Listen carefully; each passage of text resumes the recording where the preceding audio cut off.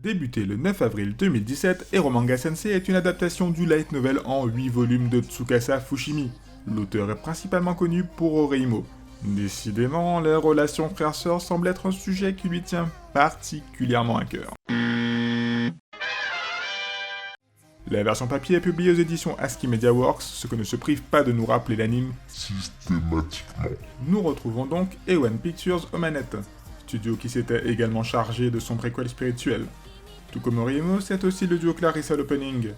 Mais les similitudes s'arrêtent-elles là? Fuyez, pauvre fou! L'histoire est centrée autour de Masamune Izumi, un lycéen auteur de light novel à ses heures perdues. Celui-ci vit seul avec sa sœur Sagiri, hikikomori de nature et n'ayant quitté sa chambre depuis leur première rencontre il y a de cela un an. Les illustrations des œuvres de Masamune sont depuis toujours laissées à un partenaire anonyme se faisant appeler Eromanga Sensei. Un nom s'inspirant de la nature de ses œuvres. Cependant, attention, plot twist. Masamune va apprendre qu'Eromanga Sensei et sa petite sœur Sagiri ne forment en réalité qu'une seule et même personne. Cet événement va bouleverser leur rapport. Pour en rajouter, il se trouve qu'une autre auteure très populaire et à la plastique chatoyante va devenir leur rivale, ainsi que leur voisine. Bon, je ne vous fais pas marcher davantage, on pourrait croire qu'il y a un scénario. Ça, c'est l'enrobage. Concrètement, que cela donne-t-il niveau contenu? À première vue, on a la même construction qu'Oreimo. Ce poulailler de harem habituel, le grand frère soumis à la petite sœur, leur rapport pour le moins compliqué, et ainsi que son caractère tsundere. Je pourrais continuer la liste comme ça. Malgré tout, on se rend rapidement compte que même si les deux héroïnes partagent certains traits de caractère, on est au final en présence de deux personnalités bien distinctes. Alors qu'on avait une approche plus pure et innocente avec Kirino, toute proportion gardée, Sagiri est à l'inverse beaucoup moins clean. D'ailleurs, cette espèce étant à l'ensemble de l'anime. La pseudo-retenue et bienséance de Oreimo n'est plus que de l'histoire ancienne, camarade, et l'auteur est ici en roue libre totale.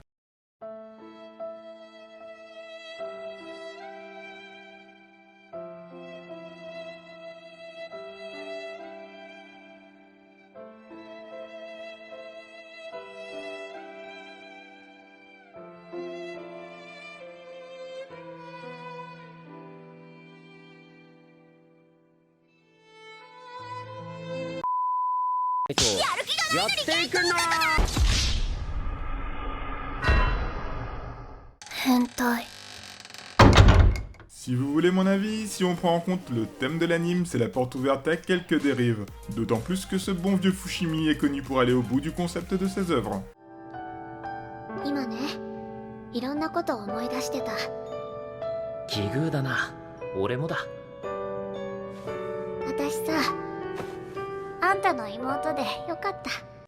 La jeunesse du Nord-Pas-de-Calais n'a pas d'avenir.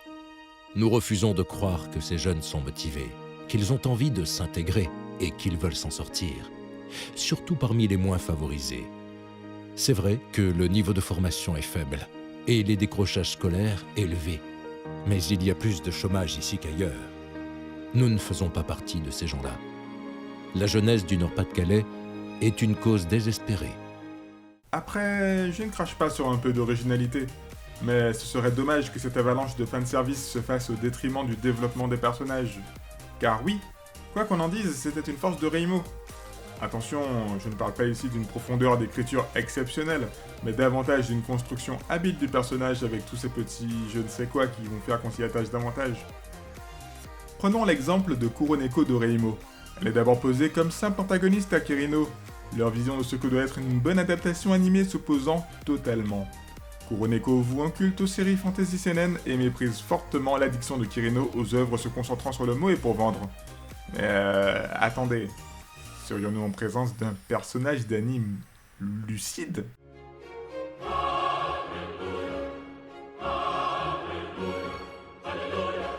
Et c'est sans compter que le personnage va énormément évoluer au fil des 2 saisons, à l'image des relations qu'elle tisse avec les autres protagonistes, à commencer par son amitié avec Kirino, basée sur la concession et l'ouverture d'esprit, ainsi que la romance avec Yosuke, le grand frère de Kirino, qui en profitera d'ailleurs pour gagner en épaisseur. Car oui, à mon sens, ce qui définit la qualité d'un personnage, c'est aussi son aptitude à faire ressortir le meilleur de ceux qui gravitent autour de ce dernier. Et dans cette tâche, Kuroneko excelle. Et puis sérieusement, elle s'assume totalement et se balade en putain de gothique Lolita. Tenue qu'elle confectionne d'ailleurs elle-même sur son temps libre quand elle n'est pas à s'occuper de ses sœurs qu'elle gère seule, ses parents n'étant jamais à la maison. Ça, c'est du personnage. A l'inverse, on a dans Hero Manga Sensei sa version low cost en la personne de Yamada Elf. C'est un cas d'école des tentatives de création de rivales attachantes, mais malheureusement aussi creuses que son charisme d'huître. C'est une gamine certes talentueuse, mais complètement imbue de sa personne. Ah oui, et qui fait du piano à walper. Après cela dit, c'est peut-être une stratégie de l'auteur pour la mettre au même niveau que les autres personnages. Et dans ce cas-là, le pari est réussi. Bon, il est vrai que je donne l'impression de fustiger l'anime, mais cela me semble légitime, la série reprenant exactement les mêmes codes que sa grande sœur. Dès lors, la comparaison devient inévitable. Et dans ce cas précis, cela ne lui rend malheureusement pas service. N'ayant pas lu l'œuvre au papier, à voir si cela s'améliore avec la suite. Une chose est cependant certaine.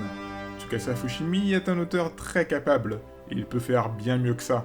Il l'a démontré par le passé. So...